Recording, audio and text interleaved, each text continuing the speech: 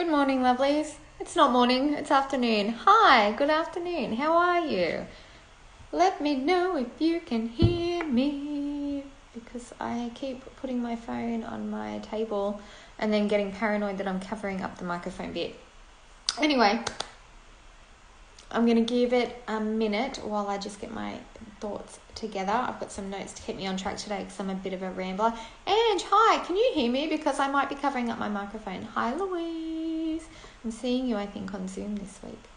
We're going to talk about winging it in your business and how to stop doing that. It's going to be fun.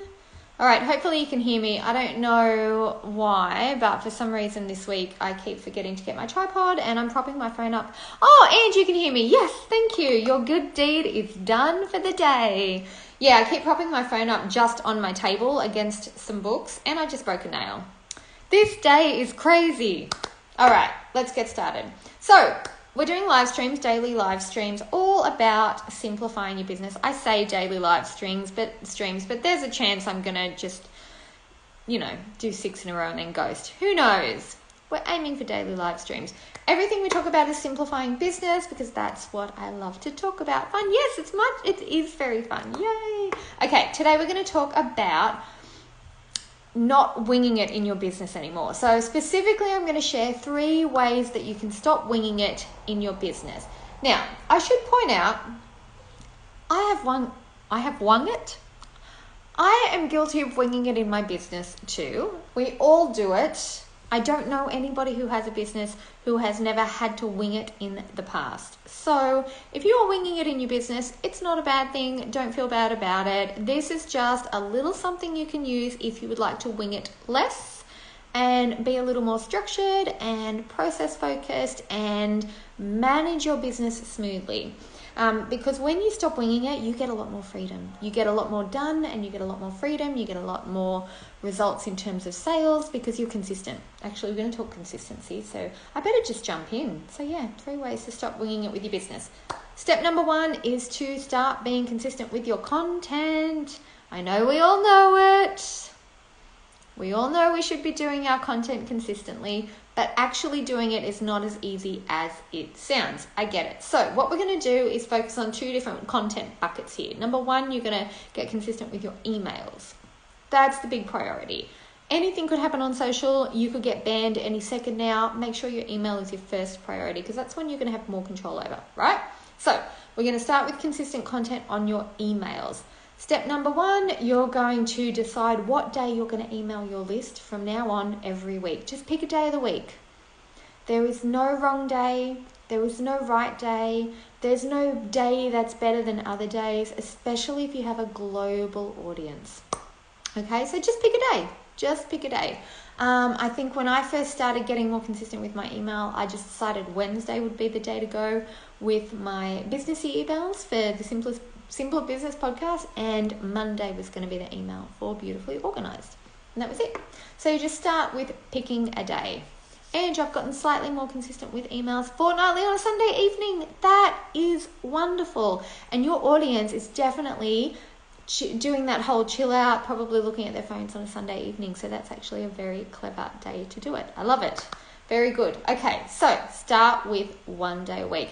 What you're going to do now is think about, what am I going to talk about? Now, we all have a broad topic related to our business, and we can all break that broad topic down into little subtopics. It's really easy to do once you kind of sit down and think about, what are the questions people ask in relation to my business? Okay, so to brainstorm, we're going to think of 12 topics because that's going to give you 3 months worth of content for your weekly email straight away. This is so easy to do. There are lots of different ways you can come up with topics. You can go on answerthepublic.com. You can go on Google and start typing in your topic and it'll come up with ideas in the search box on what people are actually searching for.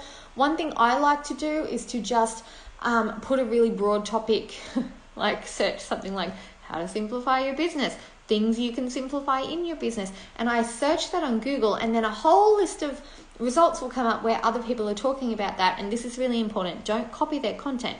But what I'll do is I'll look through for kind of like topic ideas within the paragraphs when they're drilling down on things. don't look at the actual content at all, because I know my stuff. I know about simplifying business. I'm just trying to think of a topic right now. And I just actually go through and put the topic itself in my, what's it called, where you type things on your computer, notes app. And then I leave it, and then I go back and I just write from my brain and my experience and my perspective and my know-how. So it's really important that you don't fall into the trap of, say, Googling answers or common questions and then just kind of repeating the answers that you see. That's not going to help anybody, because that's not your knowledge. That's not your experience. That's just copying somebody else's stuff. None of us do that here. So what we're going to do instead is get ideas for the topic and then come at it from your experience, your perception, your unique view on it, your unique talents and how they apply to that topic. That's what we're going to do. So for example, I just did this one for simpler business, and the topics that I went on, I was like, ways to simplify your business. And all of this stuff started coming up about goal setting and planning and payments and customer service and delegating. I have ways to simplify all of that. But do you think I would have thought, customer service, how to simplify customer service, just off the top of my head? No, because I wasn't thinking about it. So it's really important that you get the ideas and then you put your skew on what you're going to talk about, right? So my 12 are here. I've got planning. Oh, clever. Thank you. I've got planning, goal setting, payments, meetings versus emails, and Loom videos, for example, is going to be a big one. The topic I found was just like, do less emails. And I'm like, no, we really need to show everybody what else you can do with do less meetings, not do less emails. No, I need to show everybody the alternative ideas that they can do instead of meetings. We've got simplifying customer service, organizing your cloud drive, how you can actually put files in folders. I've got some great ideas on that. I would never have thought to share it with anybody on my email, but I think it would be helpful for people. How to outsource or delegate things that aren't in your zone of genius, how to make decisions really easily as an entrepreneur. See how there's tons of ideas that you can go with here. And I bet if you guys are doing something business related for your business, you can probably take the things I just said out loud and put your own perception, view, experience on it and do your own content on the same topics. We wouldn't be the same as each other, because our experience and our knowledge and our background is all different.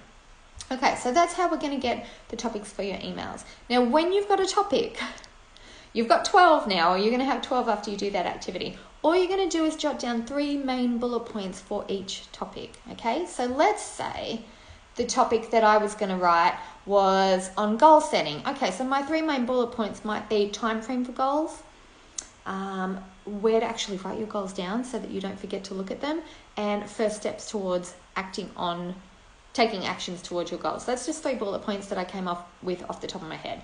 Or if it was something like simple automations for your business, I would think, okay, what are 3 things that need to be automated? Bookings can be automated, customer service emails can be templated and automated slightly.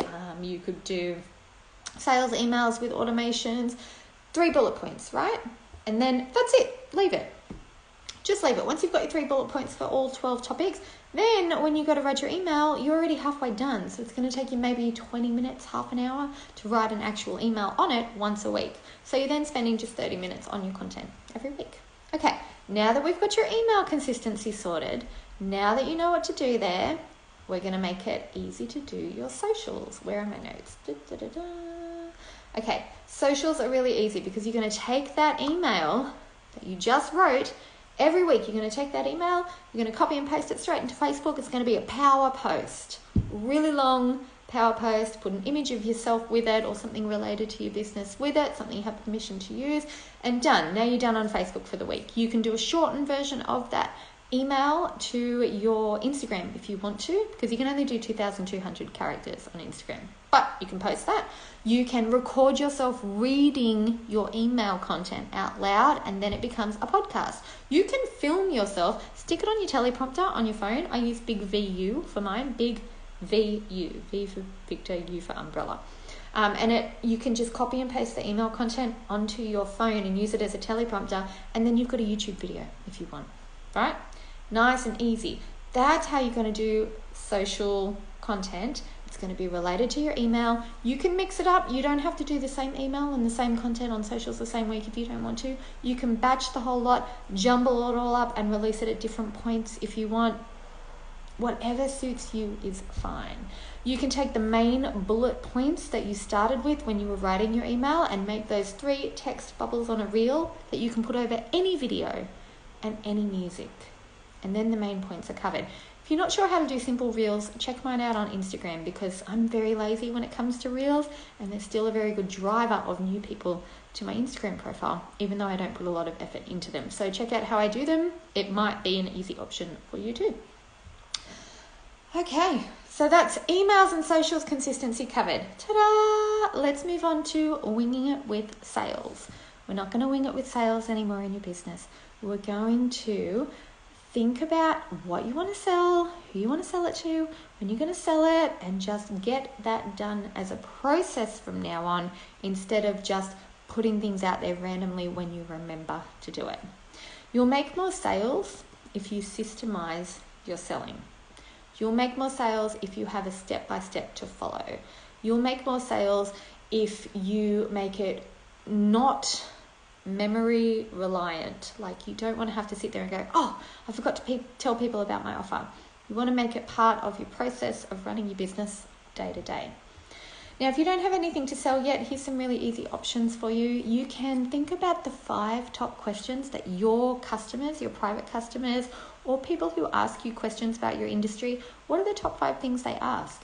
Because your answers to those, that can be your first mini course. That can be your first little passive product that you can sell automatically alongside your services. It's not going to be any extra effort once you've created it, and you can bring in additional revenue that way. So think about it. What are the top 5 things people ask you in your industry? Your answers to those can be your first mini course. If you don't want to create your own product, then you can go and find an affiliate product that aligns well with your niche and your industry and your offers and your customers. A really easy way to find an affiliate product. Think about a course that you've done yourself that helped you out a lot. Because chances are the course creator has an affiliate program for that, or will be happy to set one up for you if you ask them if they're taking on affiliates. Right? So think about, what are the courses you've bought and the courses you've taken over the last 2 or 3 years? What has worked well for you?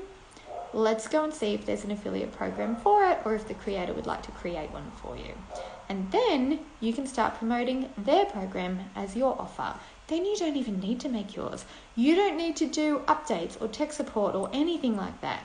Most creators also have swipe copy for selling, so you don't even necessarily have to think of what you're going to say when you're sharing that offer with other people.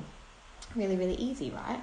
So once you've either got your own little offer or you're an affiliate for somebody else's, then you just talk about it regularly. You want to tell your followers, you want to tell your email list, you want to tell people on socials, you want to tell your clients in case they want to go further into that topic with you. And then you need a step-by-step. Now, I don't have my own step-by-step because I use Jeff Walker's, because it's amazing. I've been doing his launch processes since, I think, 2016. It's been like 5 years, maybe more. It might even be more than that.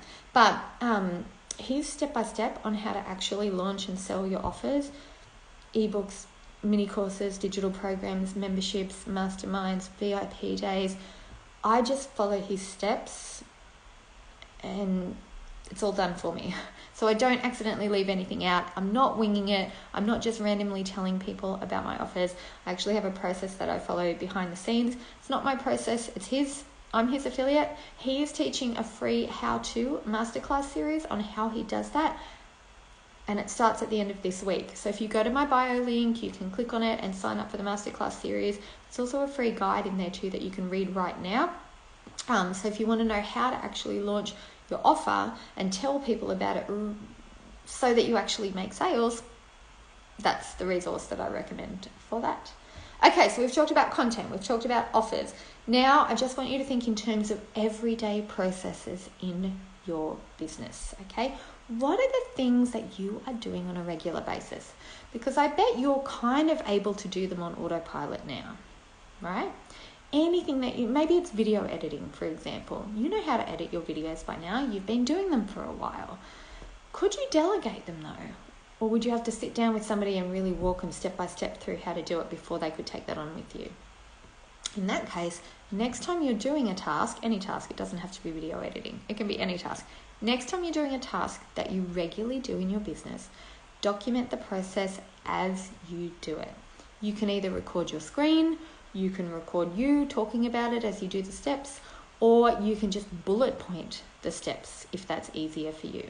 You could do a Loom video where you're talking and showing your screen at the same time. Whatever suits you best in terms of how you create it, go with that. But all you want to do is just document what you're doing as you're doing it, so that you can do it the same way from now on, and it's smooth and easy and consistent, and the quality is the same every time, or so that you can delegate it to somebody else.